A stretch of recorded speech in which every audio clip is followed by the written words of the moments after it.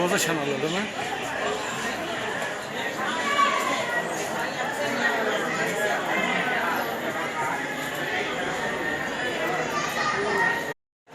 ಈ ಮುರುಗಮಲ ಕ್ಷೇತ್ರದಲ್ಲಿ ಲಕ್ಷಾಂತರ ಜನ ಬರ್ತಾ ಇರ್ತಾರೆ, ಹೋಗ್ತಾ ಇರ್ತಾರೆ. ಮತ್ತು ಅದೇ ರೀತಿ ಎಲ್ಲರೂ ಅದೇ ರೀತಿ ಇಲ್ಲಿ ಮಲಗಿರ್ತಾರೆ. ವರ್ಷ ಬಂದು ಸುಮಾರು 5 ವರ್ಷ 6 ವರ್ಷಗಳಿಂದ ಇಲ್ಲಿ ಇದ್ದಾರೆ.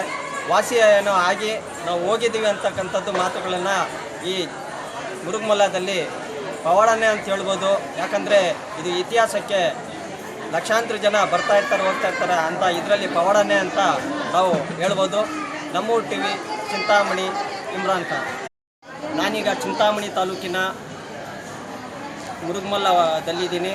ಇಲ್ಲಿ ಒಬ್ಬರು ಹುಡುಗ ರಾಜೇಂದ್ರ ಅಂದ್ಬಿಟ್ಟು ಏನು ದೊಪ್ನಿಕೋಟೆ ಅಂತ ತಮಿಳ್ನಾಡು ಕಡೆಯಿಂದ ಬಂದಿರ್ತಾರೆ. ಇವರು 6 ವರ್ಷ ಹಿಂದೆ ಏನೋ ಒಂದು ಆಳದಲ್ಲಿ ಬಿದ್ದು ಮತ್ತು ಅಲ್ಲಿಂದ ಈ ಕಡೆ ಮುರುಗಮಲಗೆ 6-7 ತಿಂಗಳಿಂದ ಇಲ್ಲೇ ಇದ್ದಾರೆ.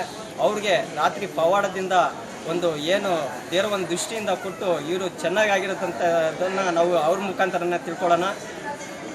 ನಿಮ್ಮ ಹೆಸರೇನಪ್ಪ? ರಾಜೇಂದ್ರ. ಎಷ್ಟು ದಿನ ಇದರಿಂದ ಇಲ್ಲಿದ್ದೀಯ? 9 ತಿಂಗಳಿಂದ. ಮತ್ತು ಏನೇನಾಗಿದೆ ನಿಮಗೆ? ನನಗೆ ಹೆಂಗೆ ಬಿದ್ದೆ ನೀನು? ನಾನು ಸೈಕಲ್ ಹೋಗ್ತಾ ಇದ್ದೆ, ಫುಲ್ಲು ಡೌನಲ್ಲಿ ಬ್ರೇಕ್ ಕಟ್ಟಾಗೋಯ್ತು. ಒಂದು ಅಲ್ದಾಗ ಬಿದ್ದೆ, ಸೈಕಲೆಲ್ಲ ಬಜ್ಜಡೆ ಆಗೋಯ್ತು. ಅಲ್ಲಿ ಬಿದ್ದು ತಕ್ಷಣನೇ ಹಿಂಗೆ ಆಗೋಯ್ತು. ಒಂದು ತಿಂಗಳಿಗೆ 2 ತಿಂಗಳಿಗೆ. ಆಮೇಲೆ ಅಲ್ಲಿ ಸಮಾಧಿಗಳೆಲ್ಲ ಅವೆ. ಅಲ್ಲಿ 3 ಜನ ಸತ್ತವ್ರೆ, 3 ಜನ ಬಿದ್ದು ಸತ್ತವ್ರೆ. ಅಲ್ಲಿನೂ ಮರಿ ಹೊಡ್ದು ಉತ್ರಿ ಕೊಲಿ ಉತ್ರಿ ಆಮೇಲೆ ಏನೇನೋ ಸಾಂಗಿ ಅದೆಲ್ಲ ಏನೇನೋ ಮಾಡಿಸ್ರಿ. ಆಂಜನೇಯ ದೇವಸ್ಥಾನ ಕುಳಿಸಿ ಅದನ್ನು ಸಂಸ್ಕೃತಿ ಮಾಡಿ ಏನೇನೋ ಮಾಡಿದ್ರಿ. ಆಮೇಲೆ ಬೆಂಗಳೂರು ನಿಮ್ಹಾನ್ಸ್ ಆಸ್ಪತ್ರೆ, ಬೆಂಗಳೂರು ಆಸ್ಪತ್ರೆ, ಜಯದೇವ ಆಸ್ಪತ್ರೆ, ಆಮೇಲೆ ಹೊಸೂರು, ದೆನ್ನಿಕೋಟೆ ಎಲ್ಲ ದೇಶ ಎಷ್ಟು ದೇಶ ಎಲ್ಲ ತಿರ್ಬಿಟ್ರಿ. ಮೈಸೂರು, ಆಮೇಲೆ ಕೊಳ್ಳೇಗಾಲ, ಜಾಗೇರಿ, ಆಮೇಲೆ ಇದು ಅಲ್ಗೂರು, ಸಾತ್ನೂರು, ಭಾವನತ, ಬೇಲ್ಗುರಿ ನಮ್ಮ ಕಡೆ ಎಲ್ಲ.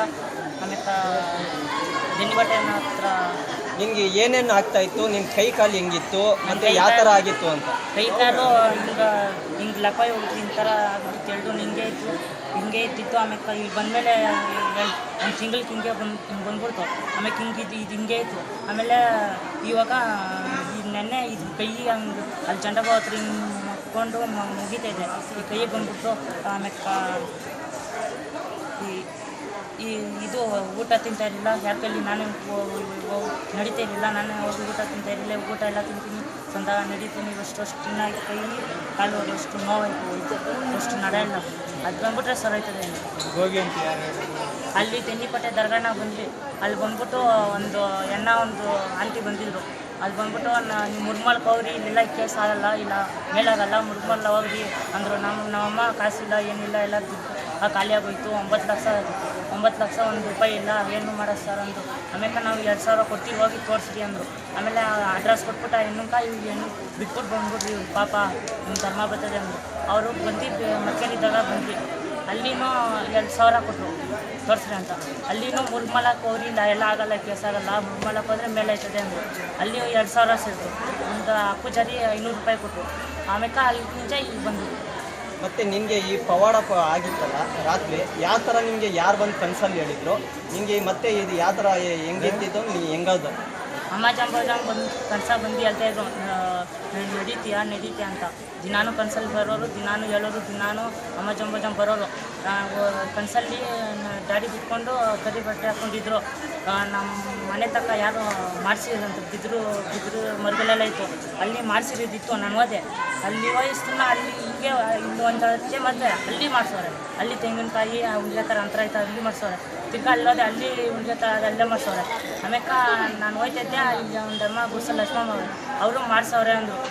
ಆಮೇಲೆ ಕನಸು ಗೊತ್ತಾಯಿತು. ಆಮೇಲೆ ಅಮ್ಮ ಜಂಬೋಜನ ಒಂದು ದೇವಸ್ಥಾನ ಇಲ್ಲಿಂದ ಎಲ್ಲ ಅವರೇ ಒಂದು ದೇವಸ್ಥಾನದ. ಅಲ್ಲ, ನಿಮಗೆ ಈಗ ರಾತ್ರಿ ಆಯ್ತಲ್ಲ, ಇದು ಯಾವ ಥರ ಆಯಿತು ಅನ್ನೋದು?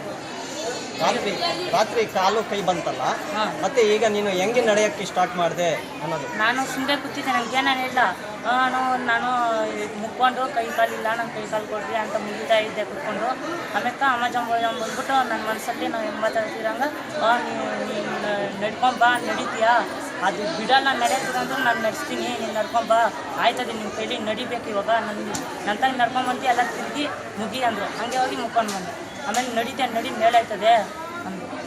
ಆವಾಗಿಂದ ನೀನು ನಡೆಯಕ್ಕೆ ಹಾ, ಸ್ಟಾರ್ಟ್ ನಡೆಯಕ್ಕೆ ಮಾತು ಬರ್ತಾ ಇತ್ತ ನಿನ್ಕ? ಮಾತೆಲ್ಲ ಅಷ್ಟು ಮಾತಾಡ್ತಿರಲಿಲ್ಲ, ಅವು ಮಾತಾಡ್ತಿಲ್ಲ, ಊಟ ತಿಂತಾರಲ್ಲ, ಜ್ಞಾನ ನನಗಿದ್ದಿಲ್ಲ. ಒಂಥರ ಎಲ್ಲರಿಗೂ ಹೊಡಿತಿದ್ದೆ. ನಮ್ಮ ಸರಿಯಾಗಿ ಕಷ್ಟಪಡ್ತಾ ಇದ್ದೆ. ಬಲೆ ಬಿಡೋಕೆ ಹೋಗಿ ಬೀಳೋದು, ನಮ್ಮಮ್ಮನ ರಕ್ತ ಕಲ್ಲಾಗ ಹೊಡೆದು ರಕ್ತ ಇದು ಮಾಡಿಬಿಟ್ಟಿದ್ದೆ. ನಮ್ಮ ಅಪ್ಪನ ರಕ್ತ ಹೊಡೆದು ಕೈಯಾಗ ಹೊಡೆದು ಸಂದ ಹೊಡಿತಿದ್ದೆ. ಬಲೆ ಬಾದಿ ಕಷ್ಟ ಕೊಡ್ತಾಯಿದ್ದೆ. ಊಟ ತಿನ್ನಿಸ್ತಾಯಿದ್ದು, ಒಬ್ಬರ್ತ ಏನು ಕೊಡ್ಕೊಡ್ದು ಎಲ್ಲ ಆಯ್ತಾಯಿದ್ದೆ. ಓದೋಷ್ಟು ಪರವಾಗಿಲ್ಲ. ಈಗ ನೀನು ಈಗ ಆಗಿದೆಯಲ್ಲ, ಇದಕ್ಕೆ ಯಾವ ಥರ ನೀನು ಸಂತೋಷ ಪಡ್ತೀಯಪ್ಪ?